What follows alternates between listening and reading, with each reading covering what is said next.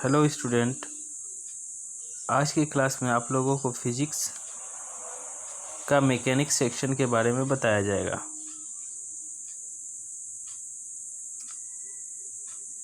Physics में mechanics section से railway, चाहे वो एनटीपीसी हो या ग्रुप डी, साथ ही साथ एसएससी के एग्ज़ाम में भी प्रश्न पूछे जाते हैं। फिजिक्स क्या है, सबसे पहले यह जानने का हम लोग कोशिश करते हैं। यह ब्रह्मांड 3 राशियों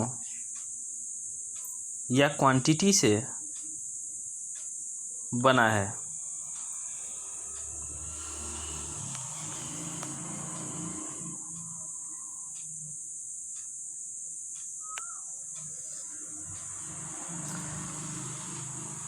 पहला राशि है मास या द्रव्यमान। दूसरा राशि स्पेस या अंतरिक्ष है। और जो तीसरा है वह है समय, टाइम। इन तीनों से मिलकर ही यह पूरा का पूरा ब्रह्मांड बना हुआ है। स्पेस को हम लोग डिस्टेंस या डिस्प्लेसमेंट के रूप में नापते हैं। स्पेस हमारे अंतरिक्ष के जो विस्तार है उसे बताता है, और इसे नापने के लिए जिस फिजिकल क्वांटिटी का यूज किया जाता है वह है डिस्टेंस या डिस्प्लेसमेंट। ये 3 क्वांटिटी को हम लोग फंडामेंटल क्वांटिटी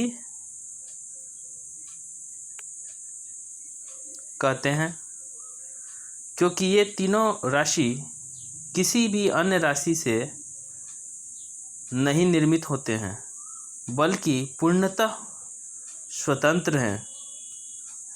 और ये तीनों मिलकर ही ब्रह्मांड के सभी आयामों को निर्मित करते हैं। इन तीनों के स्टडी को, ये तीनों क्या हैं, ये आपस में किस प्रकार जुड़े हुए हैं, और इनसे मिलकर कौन कौन सी राशियाँ बन रही हैं, इस संपूर्ण स्टडी को हम लोग फिजिक्स के अंदर रख सकते हैं। और फिजिक्स के जिस ब्रांच में इसको पढ़ते हैं उसे हम लोग मैकेनिक्स के नाम से जानते हैं।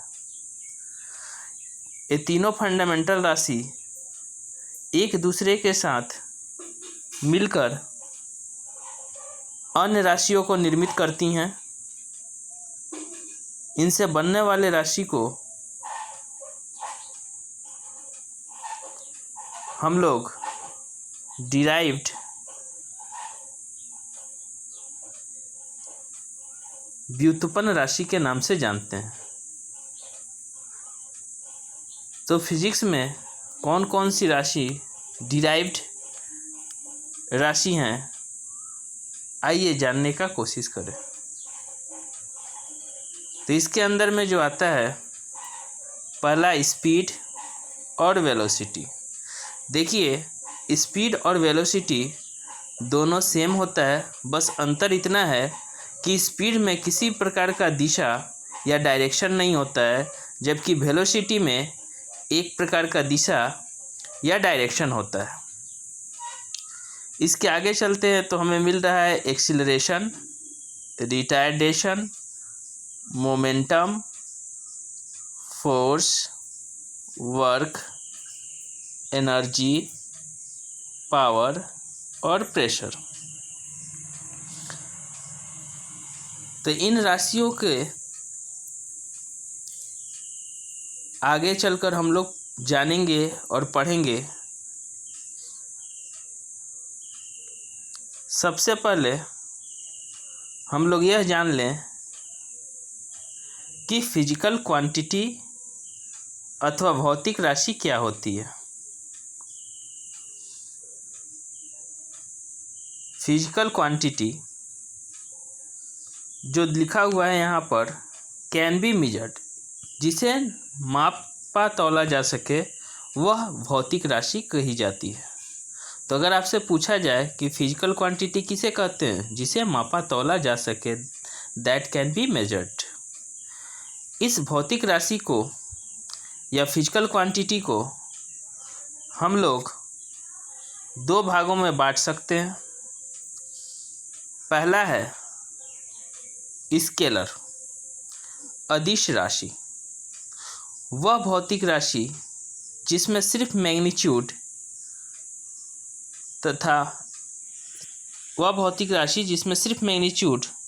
अर्थात सिर्फ मान होता है, उसे स्केलर क्वांटिटी कहा जाता है। इसमें किसी प्रकार का दिशा या डायरेक्शन का सेंस नहीं होता है। इसके अंतर्गत आप द्रव्यमान मास को रख सकते हैं। समय भी इसी श्रेणी में आता है, क्योंकि समय में किसी प्रकार का दिशा निर्देश नहीं होता है। डिस्टेंस को भी इसी श्रेणी में रखा गया है। वर्क भी एक तरह का स्केलर क्वांटिटी है, एनर्जी भी स्केलर है और पावर भी स्केलर है। अब हम लोग दूसरा कैटेगरी, जिसको वेक्टर क्वांटिटी कहते हैं, सदिश राशि कहते हैं, उसका स्टडी करेंगे।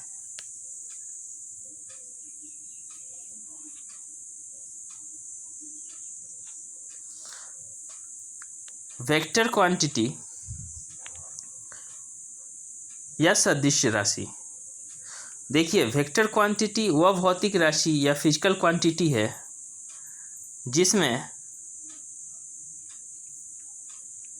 मैग्नीट्यूड के साथ डायरेक्शन का भी सेंस होता है। अर्थात इसमें मैग्नीट्यूड और डायरेक्शन दोनों होता है। साथ में इसे लॉ ऑफ वेक्टर को भी फॉलो करना पड़ता है। लॉ ऑफ वेक्टर, जो वेक्टर एडिशन या सब्सट्रैक्शन या मल्टीप्लिकेशन का रूल होता है, उसे ये फॉलो करता है। अगर ये तीनों क्वालिटी किसी में है तो उसे हम लोग वेक्टर क्वांटिटी कहते हैं। इसके अंतर्गत आपको displacement, velocity, acceleration, retardation, momentum और फोर्स आते हैं।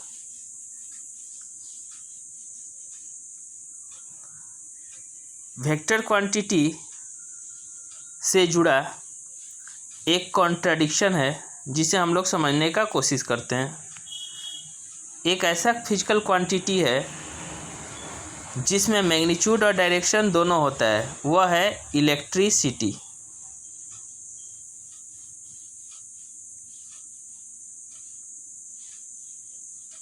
इलेक्ट्रिसिटी में मैग्नीट्यूड और डायरेक्शन दोनों है, लेकिन ये वेक्टर नहीं है, इसे वेक्टर नहीं माना जाता है। ऐसा क्यों? क्योंकि यह लॉ ऑफ वेक्टर को नहीं फॉलो करता है। इसे वेक्टर नहीं मानने के पीछे कारण है कि यह लॉ ऑफ वेक्टर को फॉलो नहीं करता है। चलिए आगे चलते हैं। मैकेनिक्स में अलग अलग फिजिकल क्वांटिटी को अलग अलग यूनिट या इकाइयों में रिप्रेजेंट किया जाता है। किसी भी फिजिकल क्वांटिटी को रिप्रेजेंट करने के लिए इकाइयों का अलग अलग पद्धति या अलग अलग यूनिट सिस्टम है। यहाँ 3 प्रकार के यूनिट सिस्टम्स हैं, जिनको एक एक करके हम लोग जानेंगे। पहला होता है CGS सिस्टम। CGS सिस्टम जो कि 3 मौलिक राशि मास,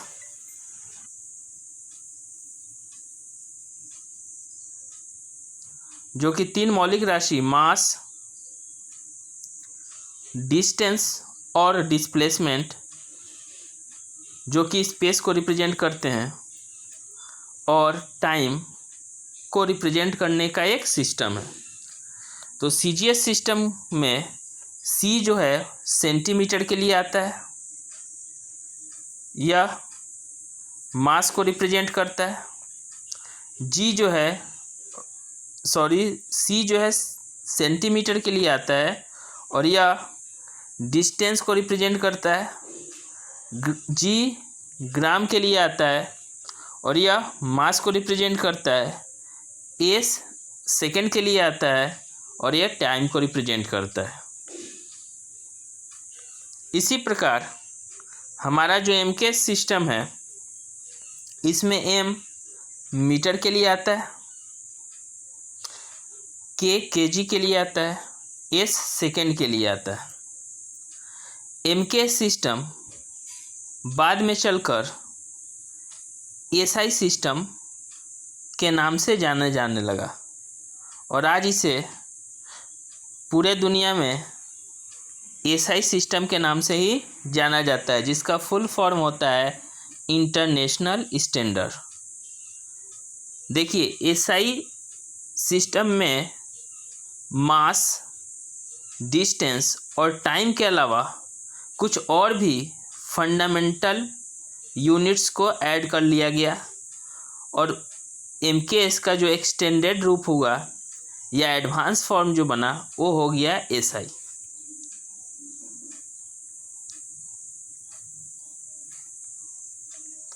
एपीएस सिस्टम, एपीएस जो है एक पुराना सिस्टम है जो ब्रिटेन में काफ़ी प्रचलित था, लेकिन अब इसे किसी भी प्रकार के साइंटिफिक या ऑफिशियल यूज में प्रयोग नहीं किया जाता है। यहाँ एफ का मतलब फुट है, पी का मतलब पाउंड है और एस का मतलब सेकंड है। तो एपीएस सिस्टम में डिस्टेंस को फुट में नापा जाता था, मास को पाउंड में नापा जाता था और टाइम को सेकंड में नापा जाता था।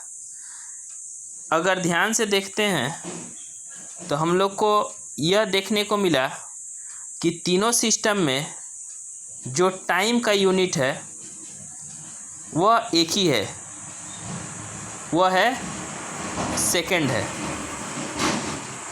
तो अगर आपसे क्वेश्चन पूछा जाए कि तीनों सिस्टम में किसका यूनिट एक होता है, तो वह है समय या टाइम का यूनिट।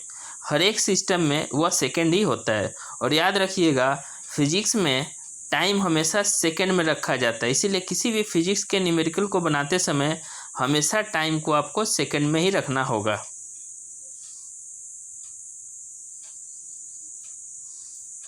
अब आगे चलते हैं और एक एक करके भौतिक राशि या फिजिकल क्वांटिटी का स्टडी करेंगे।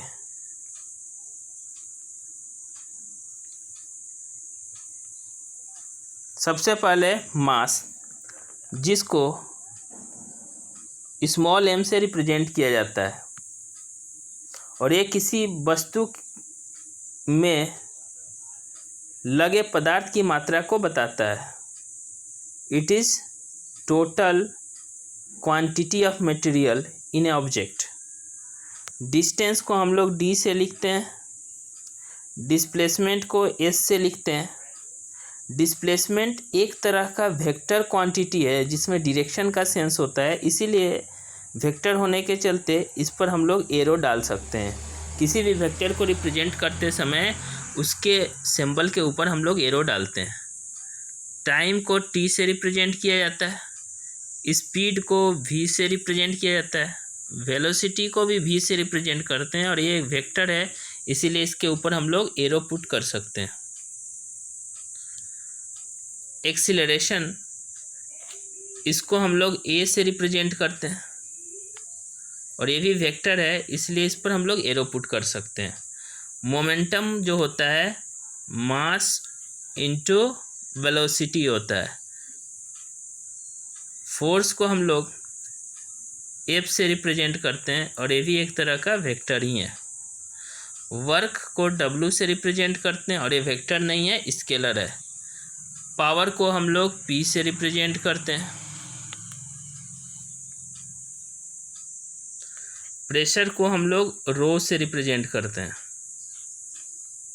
और ये जो है रो का सिंबल है। एनर्जी को E से रिप्रेजेंट करते हैं। पोटेंशियल एनर्जी को हम लोग PE से रिप्रेजेंट करते हैं। काइनेटिक एनर्जी को हम लोग KE से रिप्रेजेंट करते हैं।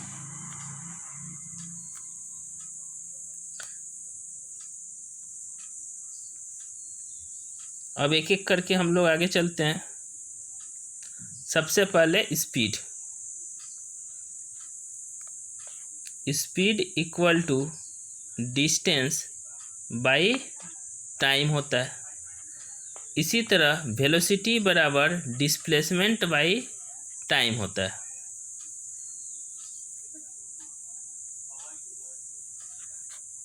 आइए जानने का कोशिश करें एक्सीलरेशन क्या होता है। एक्सीलरेशन क्या होता है? यह होता है change in velocity per unit time. Velocity में जो प्रति इकाई समय में जो बदलाव होता है उसी को हम लोग एक्सीलरेशन करते हैं। यह बदलाव पॉजिटिव होना चाहिए, मतलब बढ़ना चाहिए। अगर इसे ब्रेक किया जाए तो मिलता है distance by time square, D/T square.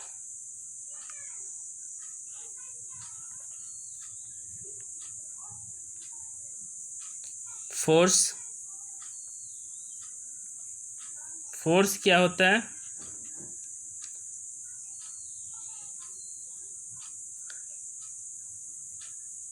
Force को हम लोग rate of change of momentum के रूप में नापते हैं। फोर्स को rate of change of momentum के रूप में नापा जाता है। तो मान लिया जाए कि फाइनल मोमेंटम mv है, इनिशियल मोमेंटम mu है, तो चेंज इन मोमेंटम हो गया mv माइनस mu और रेट के लिए t से डिवाइड करेंगे। अगर इसमें से हम लोग m को कॉमन ले लें तो ये हो गया v minus u by T और ये किसके बराबर हो गया? m। और change in velocity per unit time acceleration होता है, तो इसको हम लोग लिख सकते हैं ma। तो फोर्स बराबर होता है ma, मास इंटू एक्सेलरेशन।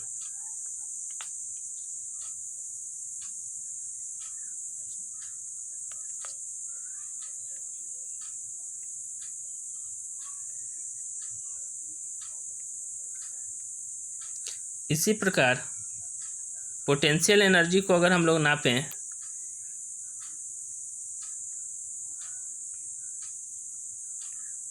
तो मिलता है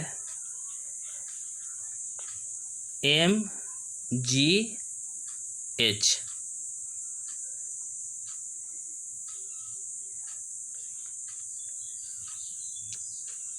काइनेटिक एनर्जी को नापने से मिलता है हाफ mv स्क्वायर। तो यह मैकेनिक्स से जुड़े हुए कुछ बेसिक टर्मिनोलॉजी थे जिसे आपको बताया गया। आगे की क्लास में इससे जुड़े हुए सीरीज को बताया जाएगा।